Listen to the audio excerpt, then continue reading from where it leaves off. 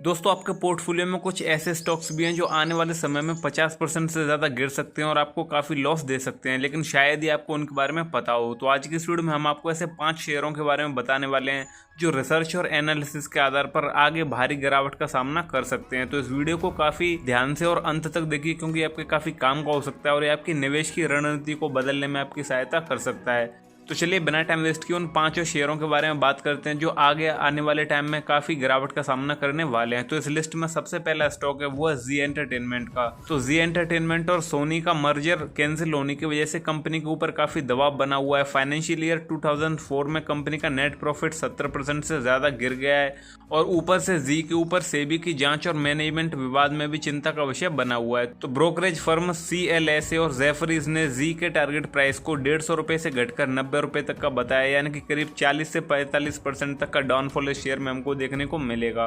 तो चलिए बात करते हैं दूसरे शेयर की। तो इस लिस्ट में हमारा दूसरा शेयर है पेटीएम का। तो दोस्तों फरवरी 2024 में आरबीआई ने पेटीएम पेमेंट्स बैंक पर सख्त एक्शन लिया था, जिससे कंपनी का कस्टमर बेस और ट्रांजेक्शन वॉल्यूम बुरी तरह से प्रभावित हुआ है। पिछले एक साल में शेयर पहले से ही 60% से ज्यादा टूट चुका है, लेकिन एक्सपर्ट का मानना यह है कि रेगुलेटरी प्रेशर्स और प्रॉफिटेबिलिटी चेंजेस को देखते हुए इसमें और 30 से 40% की गिरावट देखने को मिलेगी। तो मैक्वेरी ने पेटीएम का टारगेट प्राइस 275 रुपए सेट किया है, जबकि इसका जो करंट प्राइस है वो 450 के आसपास ट्रेड कर रहा है, यानी कि ये प्राइस हमको 450 से गिरकर 275 तक देखने को मिल सकता है। तो चलिए बात करते हैं इस लिस्ट के तीसरे शेयर की। तो इस लिस्ट में जो तीसरा शेयर है वो वोडाफोन आइडिया का है। तो कंपनी लगभग 2 लाख करोड़ रुपए के कर्ज में और लगातार घाटे में चल रही है। 5G लॉन्च में जियो और एयरटेल इनसे काफी आगे निकल चुके हैं, जबकि कंपनी ने हाल ही में FPO लाकर फंड रेज किया था, लेकिन उसका कैश फ्लो अभी भी बहुत बिगड़ा हुआ है। कोटक सिक्योरिटी के अनुसार ARPU यानी कि एवरेज रेवेन्यू पर यूजर नहीं बढ़ रहा है। VI का शेयर लगातार गिरता जा रहा है और 5-6 रुपए तक गिर सकता है, यानी कि अभी भी 50% से ज़्यादा का डाउनफॉल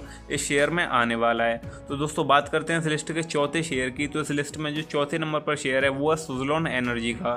तो हाल ही में सुज़लोन एनर्जी वालों ने अपने कर्ज को चुका दिया था और कंपनी को डेट फ्री कर दिया था, लेकिन अभी भी कंपनी के फंडामेंटल्स उतने ज़्यादा मजबूत नहीं है और अभी भी इसमें हाई डेट और low margin unstable order book इसकी कमजोरी बने हुए हैं। ICICI सिक्योरिटीज ने इसे सेल की रेटिंग दी और टारगेट इसका 25 से 28 बताया गया है, जबकि हाल ही में ये 40 रुपए के प्राइस पर ट्रेड कर रहा है और इसका जो टारगेट प्राइस बताया गया वो 25 से 28 का, यानी कि अभी भी इसमें 30 से 35% का डाउनफॉल हमको देखने को मिलेगा। तो दोस्तों इस लिस्ट में 5वें नंबर पर आता है रेलवे का IRCTC का शेयर। भले ही एक मोनोपोली कंपनी है, यानी कि अपने फील्ड में डोमिनेट करती है, लेकिन सरकार की पॉलिसी किसी भी तरह का दबाव सीधा इसके बिजनेस पर पड़ता है।